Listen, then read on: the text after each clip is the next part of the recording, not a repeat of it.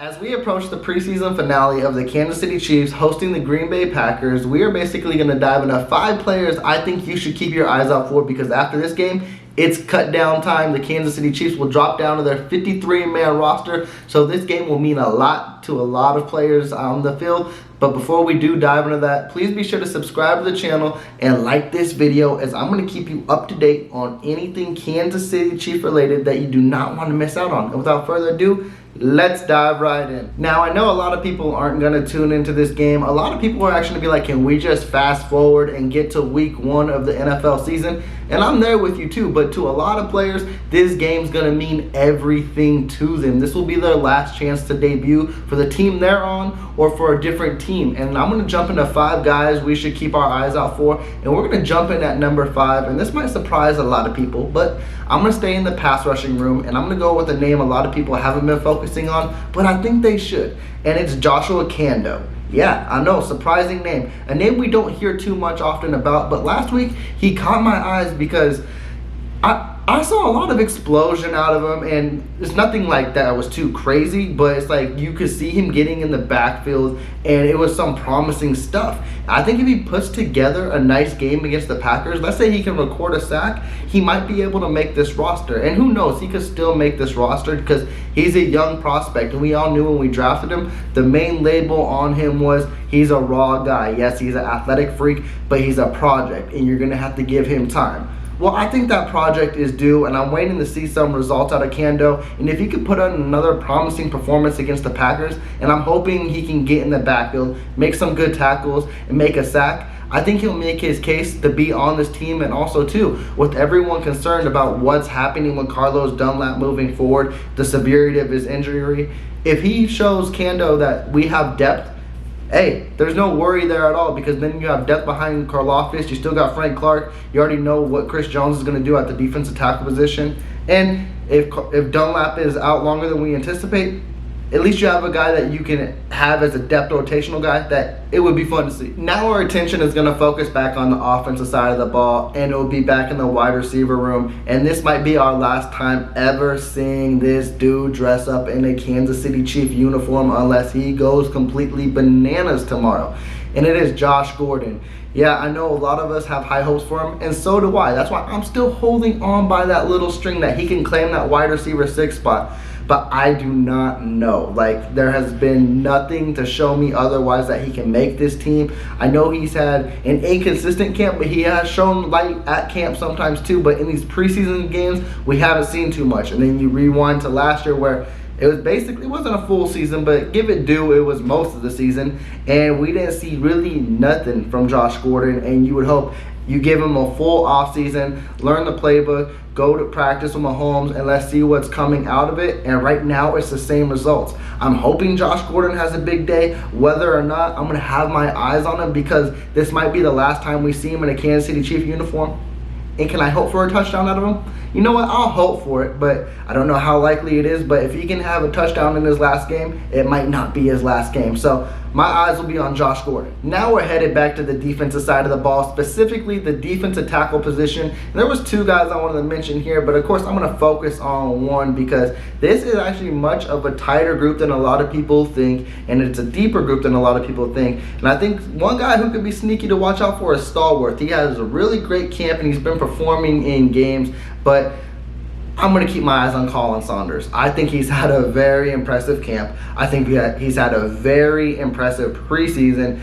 Like I mentioned before, dudes his size shouldn't move as fast as he does. He has like that great athleticism that you are just rare to see. And I think if he puts in another game, I honestly already think he's off the roster bubble. But there are some who think he is on there because of the competition on the defensive line. I think he should be safe with the type of camp he's put up, with the type of preseason he's put up. Now, yes, if you look at the prior couple of years, it has been unfortunate. He hasn't lived up to the potential, but I don't know. Things seem to be turning. If you even follow him on social media, he's like, hey, keep hating on me because I'm about to show out this year. And I'm buying those words too, because he has looked like a different player. He has looked like the player we have expected. He looks like that big guy that runs very quick and does backflips that we've seen in college. And I might be crazy here, but I think if the season goes on and you see inconsistency at that number 2 defensive tackle position, I wouldn't be surprised to see more Saunders in there throughout the season, if not rotating in there. I know we got guys like Noddy, and then you have Saunders there too, and everyone wants to solidify Noddy as that number 2 defensive tackle, and I'm not gonna go there yet, because he's another guy that, yes, I'm going to slot him at number 2, but he's another guy who hasn't really lived up to the potential either. So when it comes to that number 2 defensive tackle spot, I really believe that's up for grabs, and I believe Colin Saunders has been the most impressive in the defensive tackle room, besides Chris Jones, of course. Now at number 2, I'm going to go back in the wide receiver room, and I'm going to go with the guy who I think is going to claim that wide receiver spot. He did it last year too, and I'm going to go with Fountain. I think he's going to be the one to show up in this game and prove, A, I still got the talent, A, I'm healthy, A, I deserve to be on the roster like I was last year, and I just think he's probably the best fit at this moment. Like I mentioned, as much as we want to see a Josh Gordon make this team, or even a Powell too, Fountain has proved time in and time out that he is worthy of that spot too. He kind of reminds me a lot of a Byron Pringle, where he's a savvy guy, where he's going to fight for a spot even if it's on offense or on special teams. You're going to see his worth out there too. And I feel like in this Green Bay game that he's going to show his worth more than the other 2 guys. And I think he's someone we should definitely keep our eyes out moving forward. And I think he's going to be a guy where Mahomes is going to show trust throughout the season too. Because when he makes the team, I think he's going to get some reps, because he got some reps towards the end of the year last year. And if he keeps building that trust with Mahomes and Reed, I don't know. I feel like he's going to be on the field more, just because, too, is the whole wide receiver room is basically brand new. Yeah, you got vets in a Juju, MVS, but they're new to the system, too. At least Fountain has had some experience with Mahomes where it can be like, hey, let's see what he's got out there. So I think he'll find his way to make the team on Thursday. I almost said Saturday. I'm too used to these games being on Saturday. But on Thursday against the Packers, and then I think he can make an impact in the regular season as well. And then at my final spot, do I really got to say the name? I mean, no one else's eyes should be anywhere else. Come on. I'll give you 3 seconds. If your eyes aren't focused on Ronald Jones in this game, I don't know what to tell you. He's basically the same thing as Josh Gordon, where this might be the last time you see him suit up in a Kansas City Chiefs uniform, and that was shorter than Josh Gordon's stint. He has caught a break with the Derek Gore injury, and to many believe a Blake Bell injury, where now he could be fighting for a roster spot, and that thing might be up for grabs. I do believe Clyde Edwards-Helaire is not going to see many snaps in this game. I think Pacheco will see more, but not many. I think once it comes into the second quarter, his night is done. That means all eyes are on you, Mr. Jones. And let's see if he puts up or shuts up. He's got to show why like I mentioned many times, everyone when he came here said he was going to steal the job from Clyde Edwards-Helaire, and he was going to be our number 1 running back.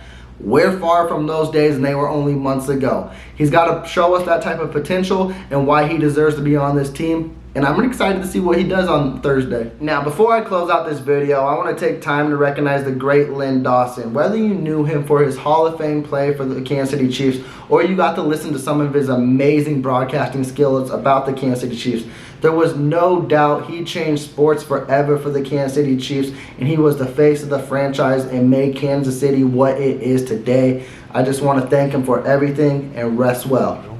To see a young man like this carry on the tradition of what you guys started. I had an opportunity to listen to what he's saying, how he's saying things, that he believes in it and he loves it. Nice going, Leonard. Nice going, baby. Nice going. Greatest day in the history of Kansas City. I mean, Mr. Dawson he's the backbone of this organization. He brought this organization to the Super Bowl. Introduce the greatest quarterback in pro football, Lenny Dawson. And so for me to kind of try to carry on that tradition and hopefully bring another Super Bowl back to the Chiefs Kingdom is something that I'm going to strive to do. We're going to hold you to that. Yes, now. sir. I love that.